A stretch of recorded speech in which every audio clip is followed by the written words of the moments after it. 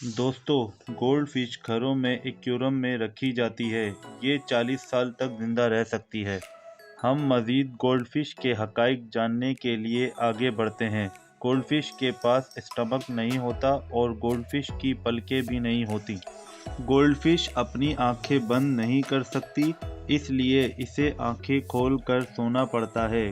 Goldfish बहुत ज़्यादा अंडे देती है। गोल्डफिश एक वक्त में सैकड़ों या इससे भी ज़्यादा अंडे देती है। सबसे ज़्यादा ख़ास बात यह है कि गोल्डफिश इंसानों से ज़्यादा रंग देख सकती है और ये लोगों के चेहरे को पहचानने की खसूसियत रखती है। ये चेहरे को अलग अलग बता सकती है और मुख्तलिफ रंगों और शक्लों में अलग अलग फ़र्क कर सकती है। बहुत से लोग कहते हैं कि गोल्डफिश की ये याददाश्त चंद सेकंड की होती है, मगर इसमें इसकी याददाश्त का दौरानिया 3 मंथ तक होता है। उम्मीद करते हैं आप गोल्डफिश के इन हक़ाइक़ से लुत्फ़ अंदोज़ हुए होंगे। मज़ीद हक़ाइक़ जानने के लिए आगे बढ़ते हैं। ज़्यादातर मछलियाँ अपना रंग सूरज या रोशनी से हासिल करती हैं। अगर आप रोशनी को मछली से दूर कर दें तो वो रंग पैदा नहीं कर पाएंगी, जिसकी वजह से वो मुकम्मल तौर पर सफ़ेद हो जाएंगी। ये वाकई दिलचस्प बात है। गोल्डफिश में बेशुमार रंगों के मजमूए पाए जाते हैं। आपको कभी भी 2 गोल्डफिश एक जैसे रंगों और नमूने वाली नहीं मिलेगी।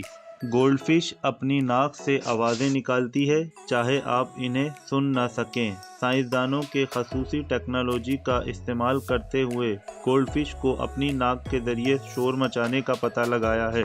गोल्डफिश अगरचा खाने की तलाश में निकलती है तो ये 3 हफ्तों तक बगैर खाए पिए रह सकती है। एक वक्त था जब गोल्डफिश एशिया में दोस्ती की अलामत समझी जाती थी। किसी और को गोल्डफिश देने का ये मतलब हुआ करता था कि आप इसे दोस्त समझते हैं।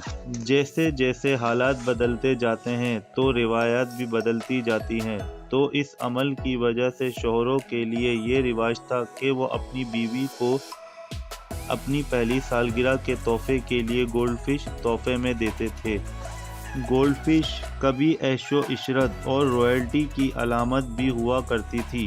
चीन के माजी में गोल्डफिश इतनी नायाब थी कि सिर्फ रॉयल्टी ही इन्हें बर्दाश्त कर सकती थी।